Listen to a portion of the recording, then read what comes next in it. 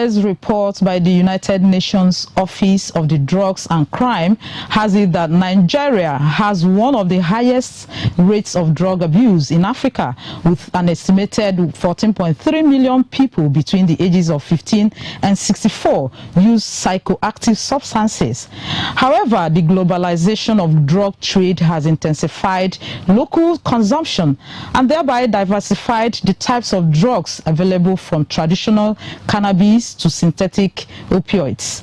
Meanwhile, the rise in drug abuse has been attributed to a combination of socio, economic and political factors.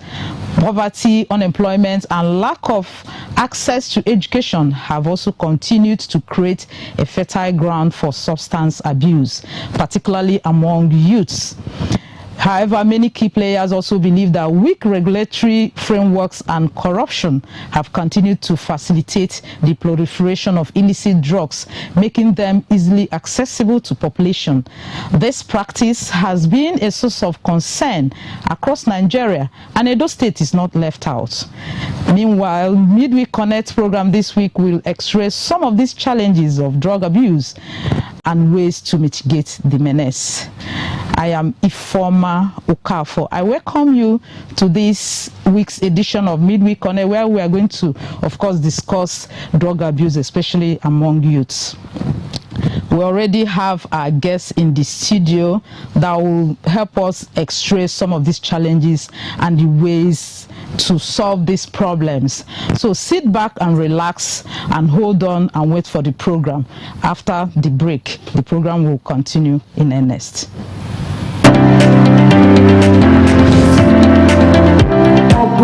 Otherwise known as Waka.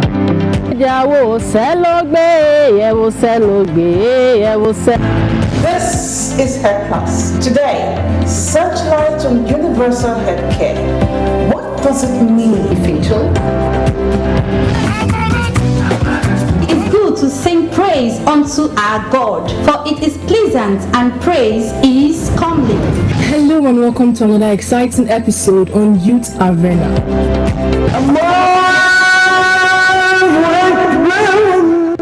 Hey there, welcome to another exciting episode in Top 7 Jams. It's your girl Pearl. You are watching NTA Benin, Channel 7. For your breaking news, program sponsorship and participation, contact our marketing department. Follow us across our social media pages on Facebook, NTA Benin 1, on Twitter, NTA Benin 1, on YouTube, NTA Benin.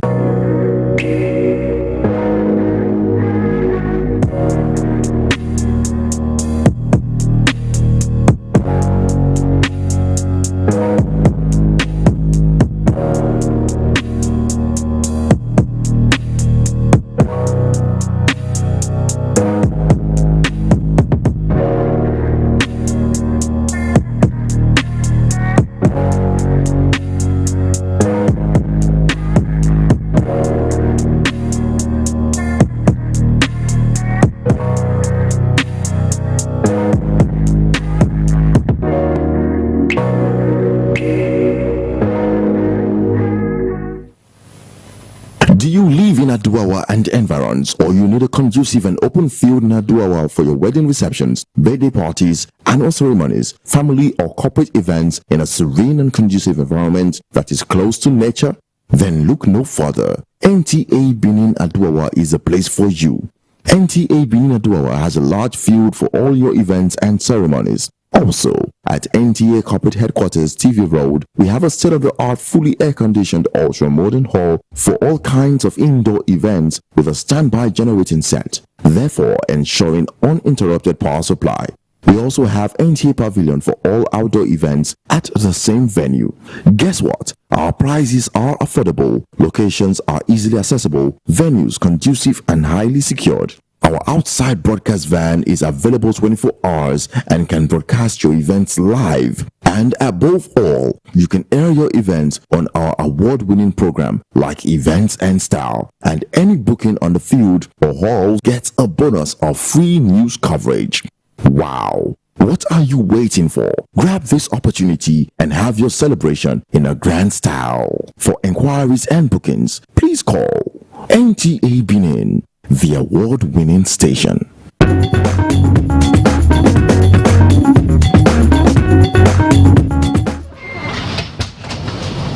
Yes, it's good to know that you're still there with us this morning to discuss drug abuse, the effects of drug abuse, the challenges, and also the ways to profile solution to the menace.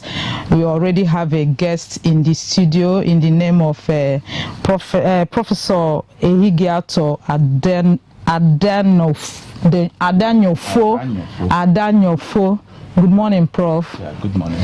He is a professor in the Department of Mental Health, University of Benin, UBTH, University of Benin Teaching Hospital. Excuse me. Prof, you are welcome to our program this morning. Yeah, thank you. We are discussing drug abuse. Thank God you are the one that is here this morning. You are a key player when it comes to drug abuse, drug use, and everything that has to do with drug abuse. Welcome, Prof. Thank you. But before we continue, let's play a backgrounder packaged by Rosemary Omani that will usher us into what we are going to discuss fully this morning.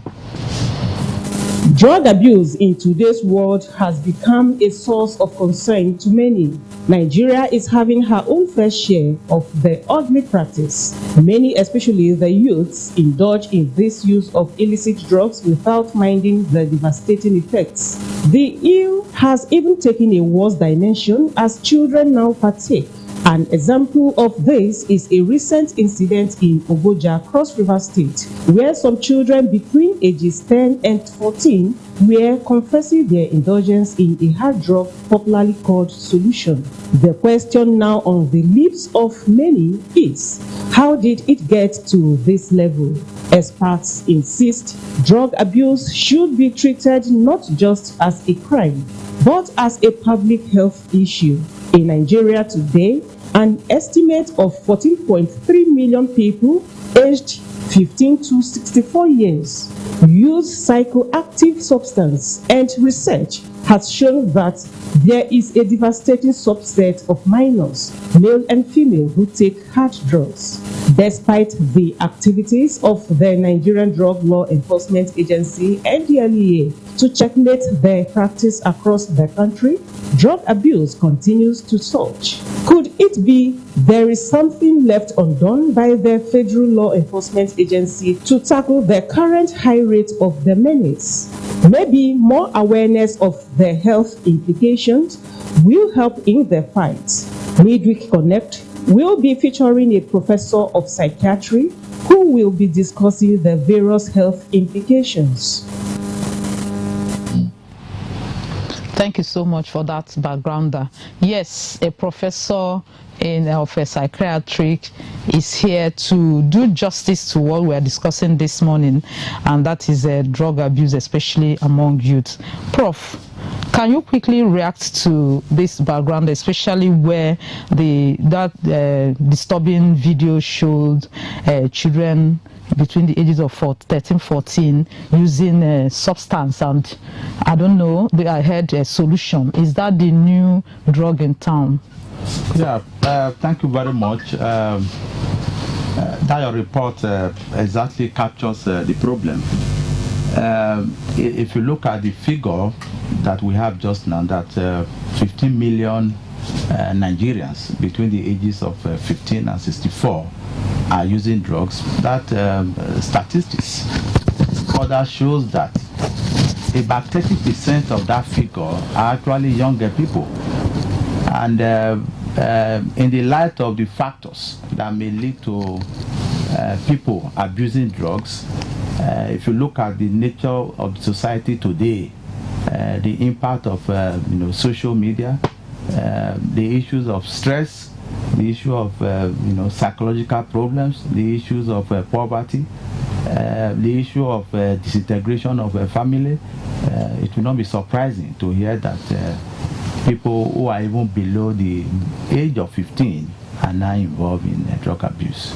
Okay, so we are even talking about the ones that are reported Yeah. So how about the just like you said, below, you might even get from primary school, because 14 years is of course in a maybe higher primary school or JSS.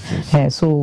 So but first of all, can you give us like an idea to a layman watching you this morning when you talk about drugs? Is it that if I buy paracetamol, if I have a headache and I feel I want to get relief and buy paracetamol, am I abusing drugs? So when you say drug abuse, what does it mean? What does it connect so that people will really understand? For the purpose of this discussion, for the purpose of what you just heard now, okay, Prof.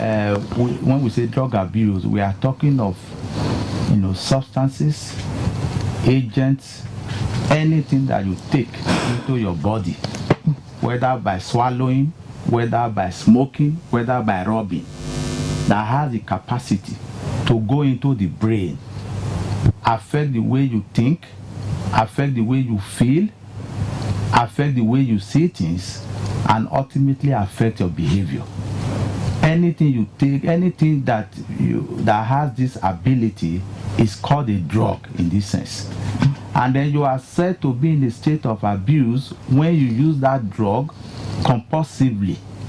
When you are using that drug, despite that it is causing you harm. Okay. So that is what we mean. We are not talking of paracetamol here now.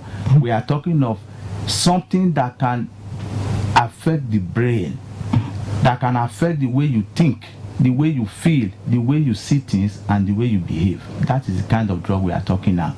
And to properly describe that kind of drug, we add the adjective psychoactive drug. Okay, that goes to the brain. They go to the brain and makes the person change the way you feel, change the way you see things, change the way you behave, and change the way you think. Okay, so Prof, can you tell us one or two, because even from the introductory part, the background there, it keeps a particular name kept on springing up, and that's cannabis, so popularly known as Igbo. So apart from that cannabis and every other drugs, can you please itemize some of these drugs that you feel that when people take them in excess, it makes them behave in a different way? Not just in excess. If you take them at all, no matter how little you feel, that's why people take them. Okay. It affects the way they feel. How do they feel when they take it? It makes them feel happy, makes them feel relaxed, makes them feel excited, makes them feel bold. That is the feeling now. Okay, so Prof, if somebody watching you might feel happiness is the watchword. I want to be happy, I want to be relaxed. So what makes it what makes it negative, as in you shouldn't take? Because when you say it makes you feel happy, it makes you feel relaxed, people want to be happy, people want to be relaxed. Unfortunately, that is the initial response. After a short time, the story changes. So that is why we say when people go to abuse drugs, they are looking at how they can help themselves, how they can enjoy some of these things now you have said is positive. But because eventually these drugs have the potential to change the structure and the function of the brain, then that is where the sickness starts. Okay. In the beginning, it is enjoyment. But after a short while, the brain is changed in terms of structure and in terms of function. And that is where the disease we are calling drug abuse now sets in. Okay. Yeah. So, as an expert here, where can you please expatiate to the viewer out there how this drug is correlated? That's a correlation between drug abuse and crime. How can you bring to them to? Of course, that is why you have what they call a UNODC now, United Nations Office on Drug and Crime, because they have been found, unequivocally that there's an association between drug use and crime. Okay. For example, everyday experiences. Anytime they bust an armed robbery gang, they are found with drugs. Anytime law enforcement agency arrest people who are into advanced field fraud, popularly called Yahoo, they are also found with drugs. Okay. So, like I said, when people use drugs, the way they think, the way they feel, the way they see things or perceive, and the way they behave change. And so when people need to go out to carry out crime, they usually will want to take something that will alter the way they feel. You see, only few people can carry a weapon and begin to destroy fellow humans if there is no alteration to the way they feel, the way they think, the way they behave. And so that is the correlation. People need drugs to energize them. People need drugs to numb their feelings. People need drugs to make them less emotional, to make them lack what you may not call empathy. Empathy. Okay. And so that's the link. Okay. Yeah. Okay. So as a psychiatrist, yeah, can you tell us how does the patient present to hospital? Patients that are because there was a time I came to your hospital, your office, to interview you on a related topic, and I think you talked about youth, the way you understand that they present, that you can, how will a family member or a caregiver know that, see, this my person is already out of the way? What are the features, or what are the symptoms that you see? You now say, oh, this person, I think this person is like, this person is using drugs. Okay, that is an interesting question. Now, at the level of the family, a person in that family, you know, they will experience a change in behavior.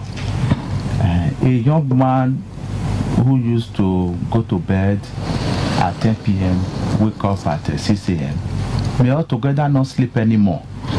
Some of them may not be sleeping excessively. If they used to wake up by 7, you observe that this person, even 10 a.m. is still asleep. So invariably, change in sleep pattern can be one thing that can draw your attention as a family member, as a caregiver, to a loved one. So something has happened. Or change in appetite. The man is not eating anymore, or is not eating too much. You know, change in appetite, change in the way he eats. Then, loss of personal hygiene. He used to be very neat, but now he's not bothered about what he wears. He may not even brush his teeth in the morning. Or the person is not going out at odd time. You see somebody early in the morning, he wakes up, he has left the house. You know, he goes to somewhere, maybe 7 a.m. And this is unlike him. Or late in the evening, he goes out. Altogether, he doesn't even come home to sleep anymore. This is a change in behavior. Or there's a change in friends. All the people you used to see around him, you are not seeing them again. You are seeing new people. And these new people, you also observe that they are different from the people you used to see him with. Of course, that will alert you. Or he used to be very good there with academics. Now grades are dropping. Grades are dropping. And then maybe teachers may even invite you to school. Say, we don't know what is happening. Your boy is always absent from school. Meanwhile, he leaves the house, but he doesn't get to school. Truancy. So this can this can draw. Or the man is not socially where he's not isolating himself. He used to come to the living room in the evening to sit down with other children, other family members, and watch television. But now he's wanting to lock up himself in the room. And then sometimes he start wearing dark glasses. Even when inside the house, even when there is no sun, he's wearing dark glasses. Or he's now always with tom-tom in his mouth. Or he begins to even wear perfume. All these ones should, draw your attention. Say, this is my son, this is my daughter, or this my ward has changed. Let me investigate what may be happening. So these are some of the telltale signs at home that may make a family member think that this loved one, something may be going wrong. Okay, so do you think there is enough awareness to all these symptoms that you just enumerated? It's never enough. And it's never too much. Again, if you realize that the beginning of addressing a drug abuse problem in our society, we start from education and awareness. So it's never enough. How many times do we get to talk about drug abuse on television? How many times do people go to secondary schools, primary schools to talk about drug abuse? How many times do they talk about drug abuse in churches, in mosques, and in other segment of society? So it's never enough. It's not enough. If it was enough, I'm sure the rising incidences and prevalence of drug abuse will not be what it is right now.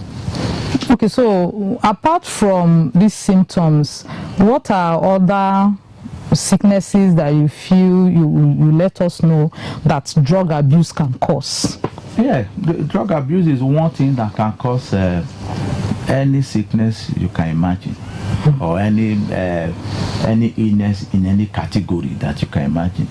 The commonest problem of drug abuse will be what they call addiction or dependence, which is just like the level 1 as it were, which simply means that a person is using drug compulsively, is unable to control himself, even though he is suffering harm. That's dependence. Okay. The person is in bondage to drug use.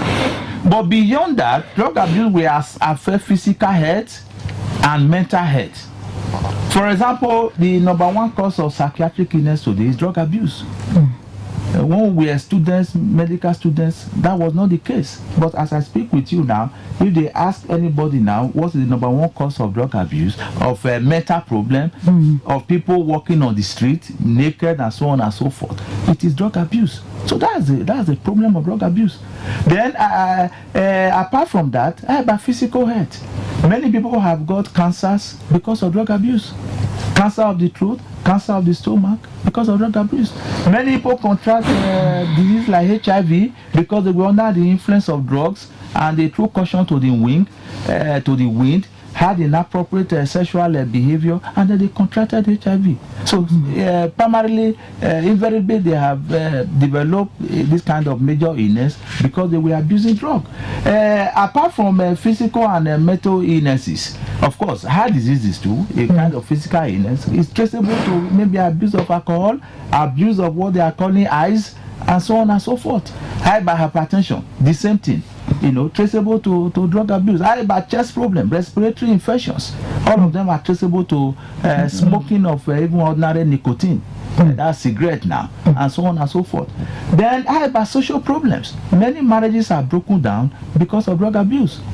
If a man used to have a wife and have children, he is working, then he is not having problem of drug abuse, he is likely to be able to take care of his family, and so that will keep himself, his wife, and children together. But if the man start abusing drugs and start selling properties, he can no more send the children to school. You can imagine what may happen. A wise woman may desert such a man, and then when marriage is broken down, you can then imagine what may happen to the offspring of such a marriage. Children themselves may not go out of control. They may run away from the house, begin to live on the street, and of course, the impact of living on the street. So these are social problems associated with drug abuse. As we have stated earlier, drug abuse is linked with a crime. That's forensic problem because of drug abuse. There's never a time you like I said, you arrest robbers and you don't find a drug with them. Commercial sex workers, inside their purse, they have all sorts of drugs. Those who are into Yahoo say, they need drugs to be awake in the night, and so they are smoking and all, they are taking tablets and so on and so forth. So these are some of these are very big economic problems. People are supposed to be at work. Young able-bodied men who should be in the farm producing food for us to eat, most of them are in the hospitals because of drug abuse. If you go to hospitals, psychiatric hospitals or drug rehab centers, it's young men you will see there. You will see there. Most of them will be young men. You may see some old people, but commonly young people. And they're attributing, single people not getting married. That so many marriageable ages are in prisons, are in it's part of the thing now. Yeah, it's part of the thing. Because again, the prevalence of drug abuse is a commoner amongst people who are not married. And so, yeah, if many men are in rehab centers, of course, then women may be deprived of people who would have married them. So the problems are very many. People are affected, families are affected, then the entire society. The problems of drug abuse, of course, are very many. So, but at this point, where you can call in to make your suggestion or ask questions, as we have a professor of psychiatric in the studio to discuss drug abuse, especially among youths. You can call the number 081 090 42594. 081 090 42594. And when you're calling, please stay away from your TV set so that we can hear you very well. Prof, I want you to talk about how do you see the vulnerability of parents, of like parents that use drugs, the vulnerability of their children, you know, talking about the risk of abuse and other things that are associated when parents abuse drug. Okay, this is an interesting question. Excuse me, let me see whether. Hello. Okay, sir. So when a parent uses drugs, you can almost begin to think that children of such a man or woman are more than 50% very likely to use drugs. Because number one, the use of drug or drug abuse to a great extent is a genetic problem. Then number two, the use of drug is also a familial problem, which means that even if you didn't acquire the genes to develop drug abuse problem, the fact that you see your father or mother or somebody in the family smoking or drinking, number one, means that that person is normalizing, is making it look like, oh, smoking and drinking is normal. You see? And then as a young child growing up in such a household, you see people smoking, you are likely to begin to smoke even at a very tender age. And then when you go to school and people were to come to give health education on smoking, against smoking and what have you, you are also likely to feel as if you are not likely to believe them, because our first agent of socialization is the family. And so if in the family children grow up to idolize their children, at that tender age at least, they have respect for them, they see them. Hello. Hello.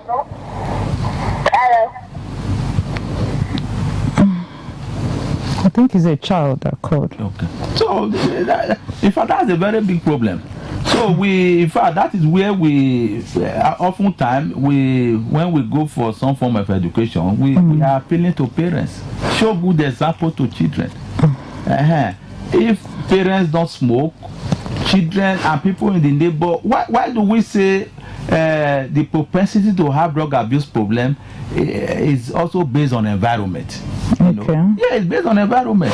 People who grow up in some kind of areas where everybody is smoking, where even on the street they see people smoking, in their compound they see people smoking, they are likely to smoke. But those who grow up in areas where people don't smoke, nobody smokes in the family, it's also very much unlikely that they will get to smoke.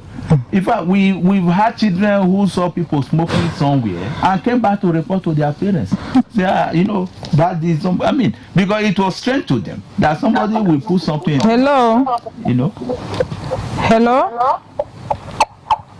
Hello. Hello. Hello. Network is always okay. Maybe you are having network issues.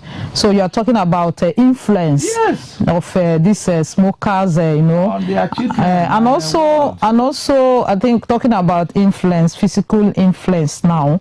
That when you are with somebody smoking, you now become a secondary smoker. So how do you? Of course. What is smoking anyway? It simply means you are inhaling something, smoke through the mouth into your lungs, from there into the brain. That's smoking now. So if somebody was smoking near you, then it blows out some of the smoke, and then you are breathing the air in that environment, invariably you are a secondary smoker. And so you are just liable to some of the physical health problems I have mentioned, and even the psychiatric problem I have mentioned.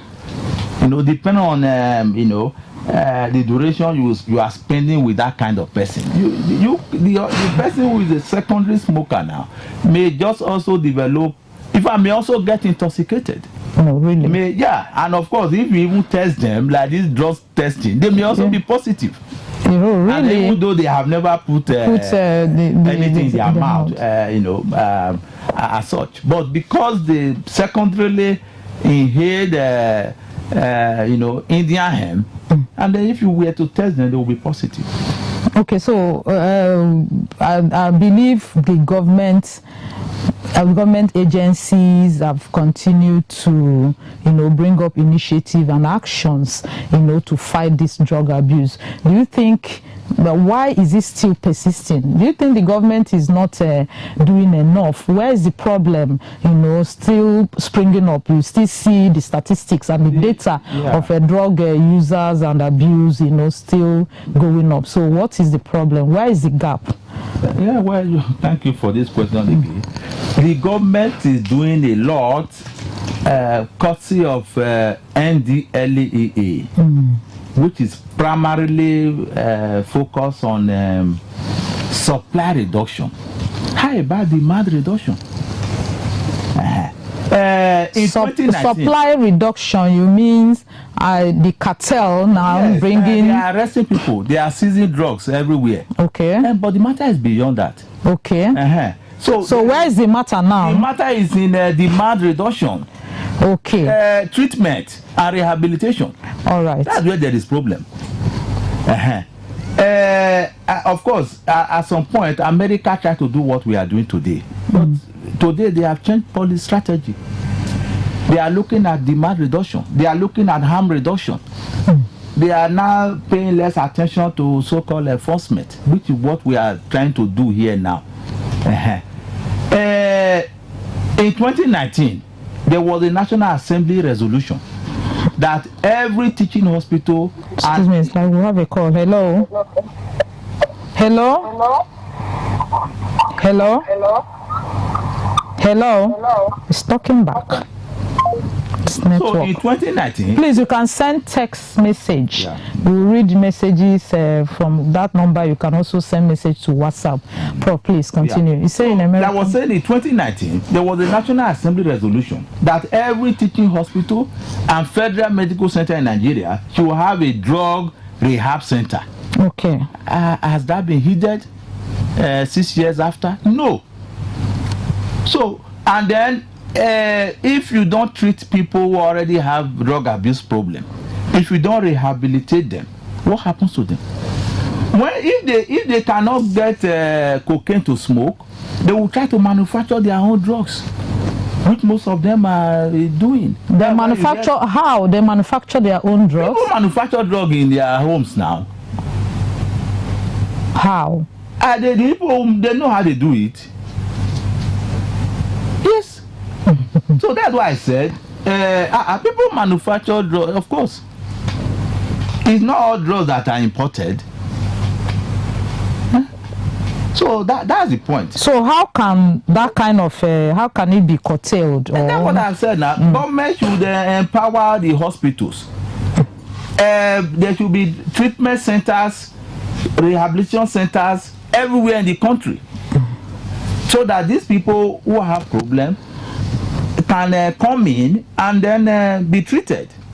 Okay, so you are talking about empowerment of hospitals, but I personally know that there's a very great brain drain in psychiatric professionals. So how do you do it? Because the other time you are complaining of working round the clock, and your mates, all of them are already potted. So those are the problems now. So how do you do it? When you said, I said government is trying, but there is a lot to be done. How many hospitals have clinical psychologists in this country? How many have a drug counselor in this country? The big hospitals. They don't have. How many have social workers dedicated to drug abuse problem? How many have places where they can even admit somebody? Say, oh, this man is addicted to even the cannabis we are talking now, which is the most commonly abused drug. How many hospitals have a place to even say, okay, let us keep them for detoxification, which is the first phase of treatment? It's not available. So how do you say government is trying? So they are only just pursuing working through the NDLEA. Okay. So that is the only work people are seeing them do. How many times the National Orientation Agency are they able to? Do they have the capacity? Do they have the manpower to go around the secondary schools? Okay. They will form anti-drug club. Yeah. So say, okay, maybe even ordinary once in a term, go and give a lecture on drug abuse. I told you just now, when people start using drugs, they are looking at enjoyment. They're looking at enjoyment. No, nobody ever thinks that a problem will ensue from smoking. All they are seeing is that they are socializing. People are liking them. People are loving them, and then they are seeing big superstars on television who are smoking, who are drinking, and then they feel like, it's appearing as if to be a superstar you must smoke. And then young people want to be superstars. They are ambitious and so on and so forth, and so they begin to smoke. So there is a gap in terms of health education across the various strata in the society. There's also a major problem with treatment and rehabilitation. There's also a major problem with early detection. You see, family become aware sometimes that their loved one is smoking after 5 years, or when they become psychotic. These are problems. Okay. Imagine what it would mean if the first time a person smoked, that we call experimental use of a drug, the person was, intervention occurred at that point. The complication we have listed earlier could be averted. Okay, so as a kind of the youths are jobless. Yes, unemployment. So when a man from morning till night has nowhere to go to, no work, he must think of some other things to do.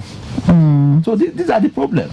Okay, so work in NTA from morning till night you are at work. You have no time to even take more alcohol. But these are the issues. Yeah. Exactly. Talking about unemployment, yes. Okay, has been a factor. Yeah, so, of course. So what's what you're trying to drive home now is there's collective actions now to address this issue of drug abuse. So the kind of 1 minute, how will that be done? Talking about NDLEA now, working with either hospitals or NGOs, working or even faith-based organizations coming together now like a synergy to now address this ugly menace. The problem of drug abuse is just like the problem of insecurity that requires that all hands must be on deck, which means from the family, from the schools, primary school, secondary school, university, from the churches, in the mosque, hospitals, all hands must be on deck. Then government must continue to try to make life better, to make provide basic amenities, do things that will make private sectors to thrive, so that unemployment can reduce. And then we must continue to now provide education, provide treatment and rehab facilities.